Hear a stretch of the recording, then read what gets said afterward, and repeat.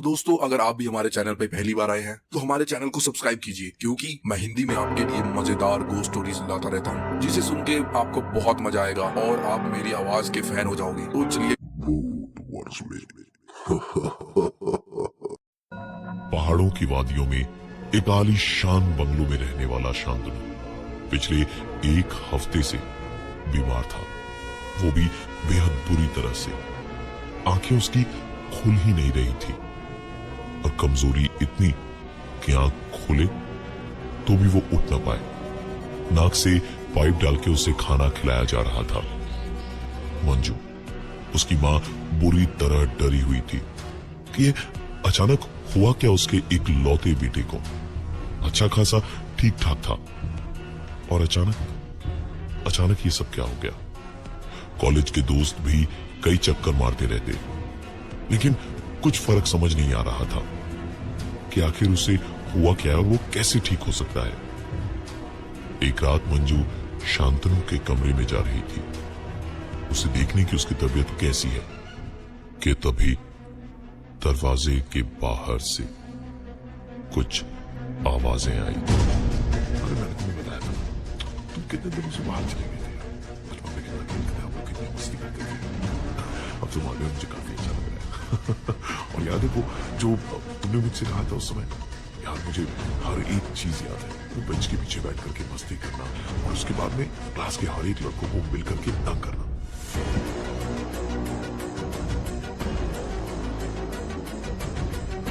मंजू का दिल तो किया कि तुरंत अपने बेटे के कमरे में जाकर अपने बेटे को गले लगा ले, लेकिन सोचा कि इतने दिन के बाद में बेटा ठीक होता दिख रहा है, सुबह आराम से बात करूंगी उससे। लेकिन सुबह फिर से वही कहानी। जगाने के बावजूद शांतनु जाग नहीं रहा था। कितनी आवाजें दी, कितनी कोशिशें की, लेकिन जवान बेटा बिल्कुल ऐसे लेटा हुआ था जैसे बेहोश हो। एक दो दिन के बाद एक आध बार शांतनु दिन में उठता, कुछ देर दीवारों को घूरता और उसके बाद वापस उसी गहरी नींद में चला जाता। उस रात के ठीक 2 या 3 दिन बाद रात को एक बार फिर से मंजू ने उसके कमरे के बाहर जब दरवाजे से कान लगाया तो उसे अंदर से आती आवाजें सुनाई दी। अरे मैंने तुम्हें बताया था ना, तुम कितने दिनों से बाहर चले गए थे। बचपन में कितना खेलते थे, हम लोग कितनी मस्ती करते थे। अब तुम आ गए, मुझे काफी अच्छा लग रहा है।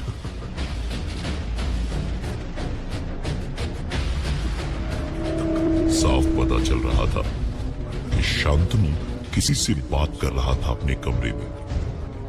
काफी देर तक मंजू ने बाहर ही खड़े रह के सुनने की कोशिश की, लेकिन सिर्फ खुसफुसाहट की ही आवाजें सुनाई देती रही। कौन क्या बोल रहा है कुछ सुनाई नहीं दिया। मंजू से अब रहा नहीं गया। वो एकदम से दरवाजा खोलकर अंदर गई और देखा शांतनु शायद किसी से फोन पर बात कर रहा था। हर एक चीज याद है। मंजू ने पास जाके शांतनु के हाथ से फोन लेकर देखा। फोन लॉक था और शांतनु फोन पे बात नहीं कर रहा था, बल्कि अपनी नींद में ही बड़बड़ा रहा था।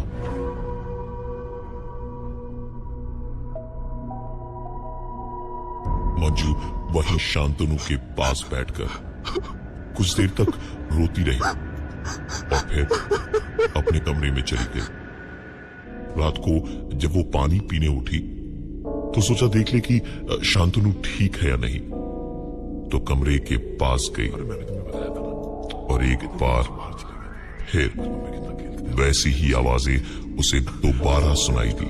मंजू ने दरवाजा जरा सा खोलकर झांका तो पाया शांतनु फोन पर ही बात कर रहा था। मंजू ने इस बार जाके फोन छीना।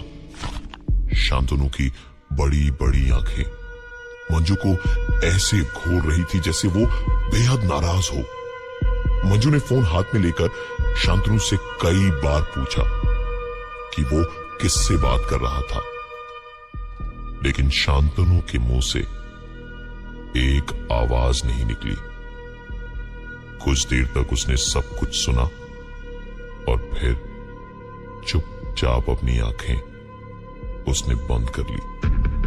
मंजू ने भी इस बार फोन उसे नहीं दिया।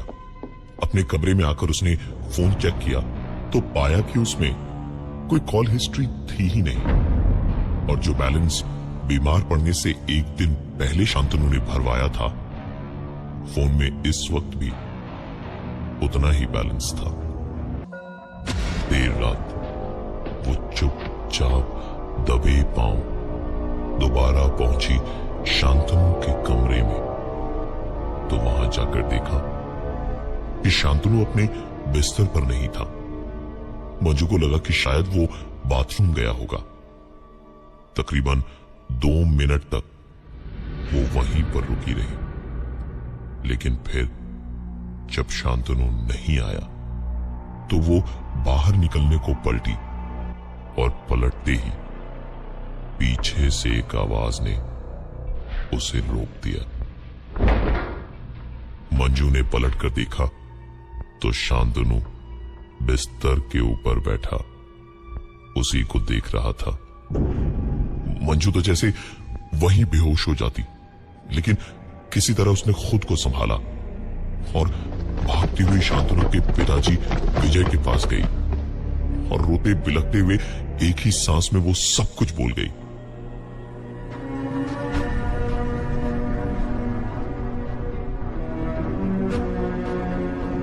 विजय तुरंत उठकर मंजू के साथ भागा शांतनु के कमरे की तरफ, और जाकर दोनों ने देखा कि शांतनु अपने बिस्तर पे क्या, पूरे कमरे में कहीं नहीं था। दोनों ही शांतनु को ढूंढने में लग गए, लेकिन पूरे घर में शांतनु उन्हें कहीं दिखाई नहीं दे रहा था। मंजू की उम्मीद छोड़ने से ठीक पहले ही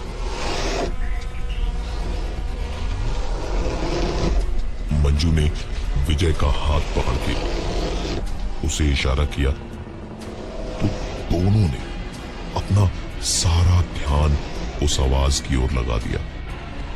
धीरे धीरे वो आवाज बढ़ती गई। दोनों ने देखा कि उनके नए फ्रिज का बड़ा सा कार्टन खिसता हुआ उनकी तरफ आ रहा था। दोनों उसके करीब जाए इससे पहले ही उसके अंदर से शांतनु की कान के पर्दे फाड़ देने वाली चीख सुनाई दी।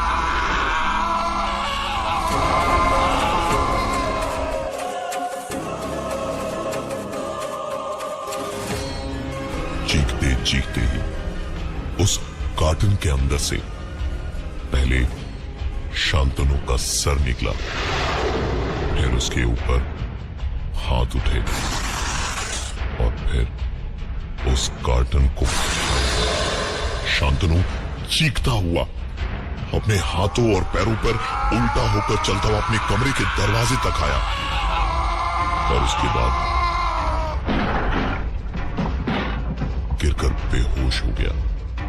बेहोशी में भी शांतनु ऐसे तड़प रहा था जैसे उसके बदन पे लगातार खौलता तेल डाला जा रहा था।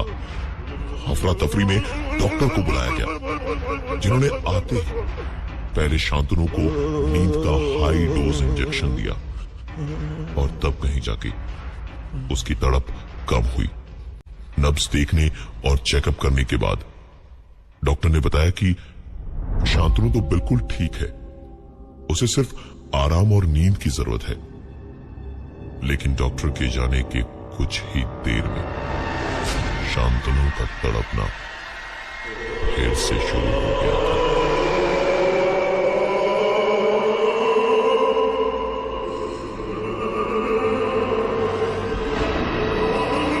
शांतनु की चीखें मंजू और विजय को अपने बेटे के लिए पागल किए जा रही थी।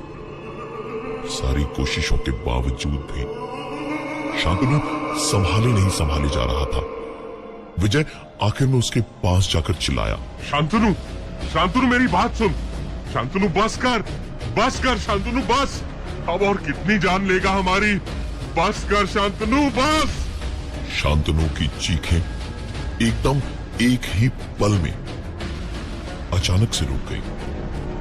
विजय ने मंजू की तरफ खुशी से देखा, लेकिन उसकी खुशी बस शायद उसी एक पल की थी, क्योंकि ठीक तुरंत ही आंखें बेहोशी में पलट के अब मंजू वैसे ही पागलों की तरह चीखने लगी,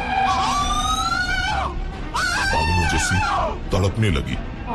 विजय की तो जैसे जान अटक गई थी अपनी बीवी और बेटे की इस तड़प को देखकर।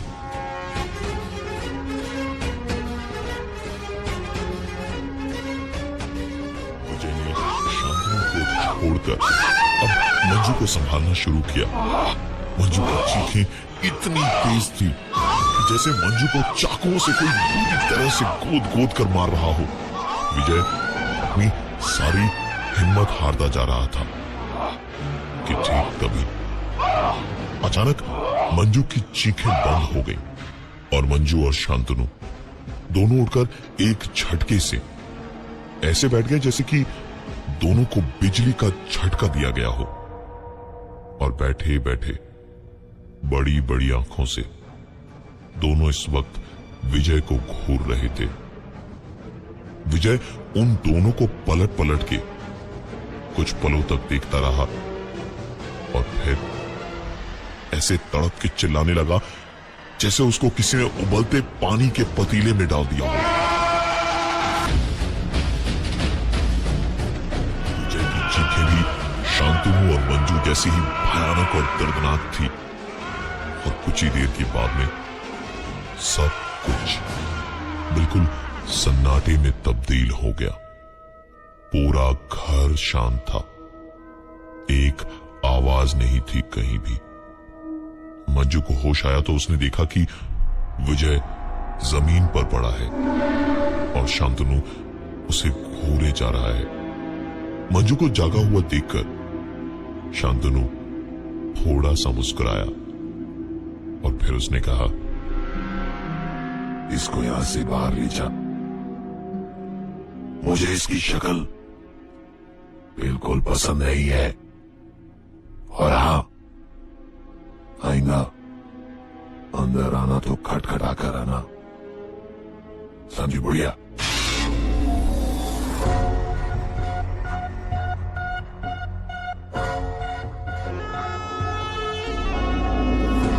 विजय को घसीटकर जैसे ही मंजू ने कमरे से बाहर निकाला तो कमरे का दरवाजा जोर की आवाज से बंद हो गया।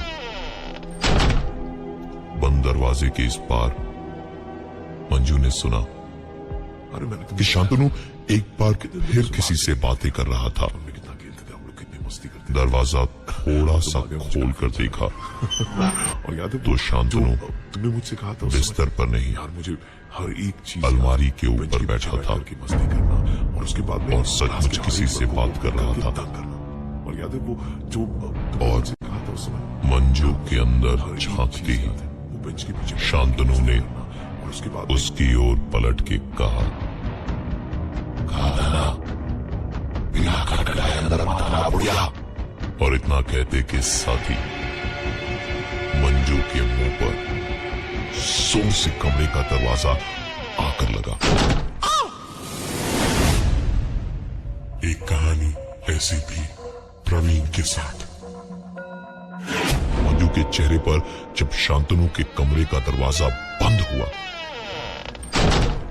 तो मंजू को बहुत जोर की चोटें आई, लेकिन इस बार अपने बेटे को ना खोने की ठान ली थी उसने, और एक धक्के में दरवाजे को दोबारा खोला और चिल्लाकर बोली, आखिर क्या चाहते हो मेरे बेटे से? उसे अकेला क्यों नहीं छोड़ देते? कौन हो तुम? शांतनु मुस्कुराता हुआ अलमारी से अपने बिस्तर पर कूदा और उसने कहा, मुझे नहीं पहचाना बुढ़िया? अरे मतलब आंटी, मैं शांतनु का दोस्त पप्पू। मंजू की आंखें फैल चुकी थी। उसकी आंखों के सामने 10 साल पुरानी कहानी दौड़ गई।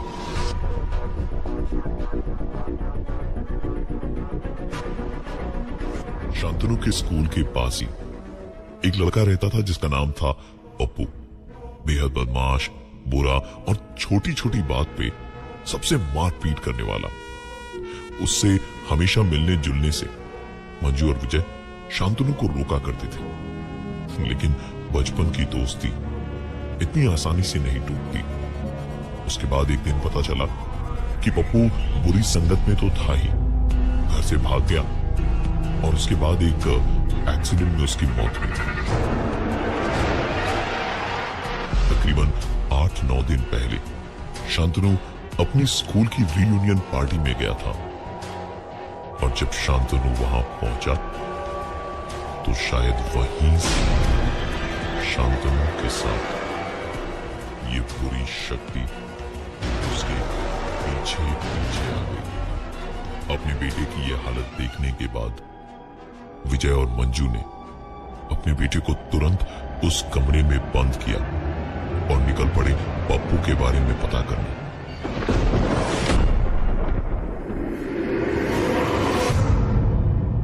वहां पप्पू के पुराने घर पे पहुंच के पता चला कि पप्पू के घर छोड़ के जाने के कुछ महीनों बाद ही उसके घर वालों ने वो मकान छोड़ दिया और वहां से दूर पहाड़ी के उस पार एक मकान लिया था।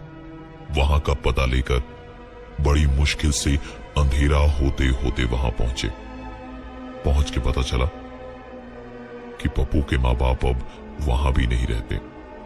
मंजू और विजय हताश होकर वापस घर लौटे, लेकिन घर लौटने में शायद थोड़े नहीं बहुत लेट हो गए थे।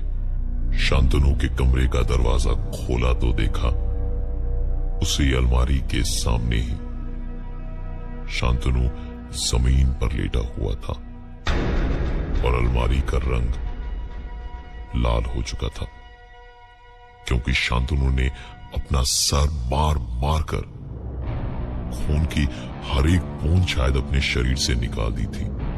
अब मंजू और विजय दिन में आपस में बातचीत नहीं करते, लेकिन कई बार पड़ोसियों ने सुना है कि वो दोनों शांतनु को किसी न किसी बात पर अक्सर डांटते रहते हैं।